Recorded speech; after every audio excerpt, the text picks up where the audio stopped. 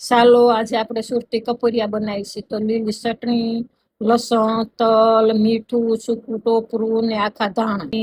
કડાઈ મેલીએ, એમાં 3 પાવડા તેલ નાખવાનું, એમાં પેલી હિંગ નાખવાની, હળદર નાખવાની, લસણ નાખવાનું, લીલી ચટણી નાખવાની, ને હવે આખા ધાણા નાખવાના, તલ નાખવાના, ટોપરું નાખવાનું, સૂકું ને ગરમ પાણી નાખવાનું.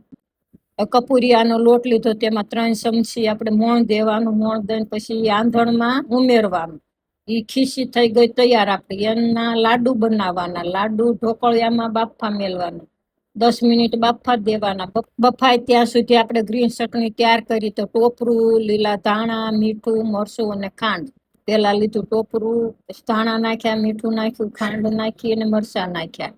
તો એને આપણે મિક્સરમાં ગ્રે કરવાની છે. તો લીલી ચટણી તૈયાર થઈ ગઈ. આપણા કપૂરિયા બફાઈ ગયા છે. તો કપૂરિયા સાથે કઢી અને ગ્રીન ચટણી ખાવાની.